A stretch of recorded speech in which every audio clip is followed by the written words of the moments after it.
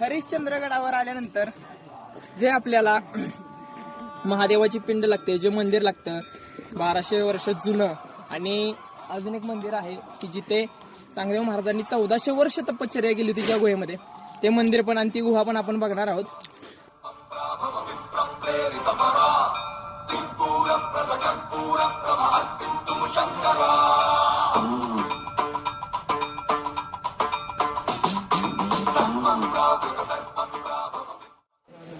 हे आहे हरिश्चंद्रगडावरील मंदिर आणि आता आपण मंदिरामध्ये जाऊया.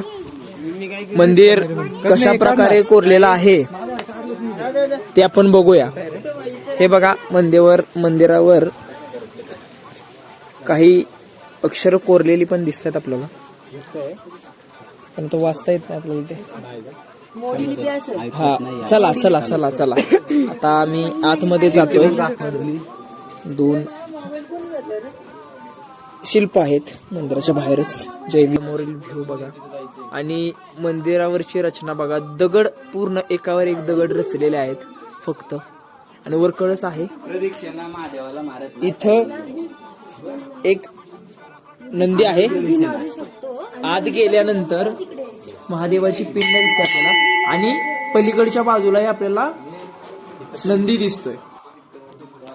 बघू शकता आपण मंदिर, आणि मंदिराच्या या बाजूला आपल्याला गणेश मूर्ती भव्य अशी दिसून येते, आणि बरोबर मागच्या बाजूला आपल्याला हा नंदी दिसतोय, आणि या नंदीच्या इथूनही आपल्याला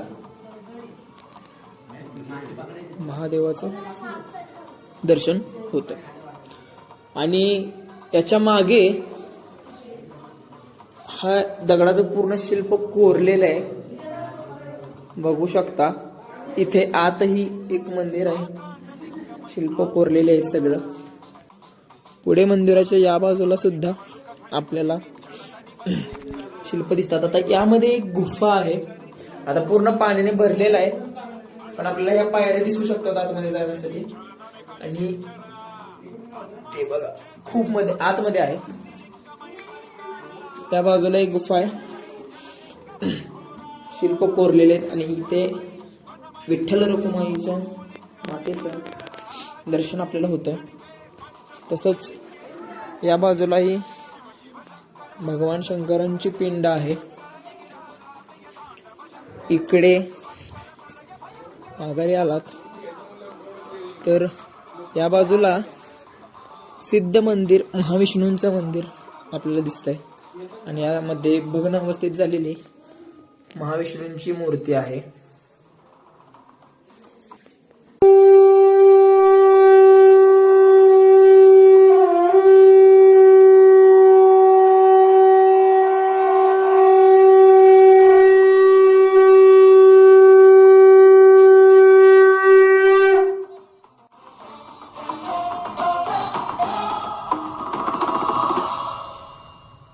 విశ్వేశలింగమై కనికరించరా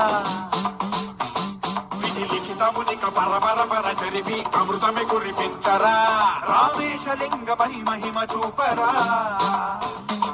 పలు శుభములగని అభయముని లిఖితము సతతము అందించరా గ్రహణం నిధనం పాపరాధాళ హస్తిలింగేశ్వర ప్రాణం నీవై ఆలింగనం మీరా జనలో కొలువై హరహరా ఆత్మలింగమై నిలబడరా తుదివై గతివై సర్వజీవలోకేశ్వర రక్షించరా శివ శివ శంకర హర హర శంకర జయ జయ శంకర దిగిరారా ప్రియ తాండవ శంకర ప్రకట శుభంకర ప్రళయ భయంకర దిగిరారా శివ శివ శంకర హర హర శంకర జయ జయ శంకర దిగిరారా ప్రియ తాండవ శంకర ప్రకట శుభంకర अशा प्रकारे शिल्प कोरलेले आहे.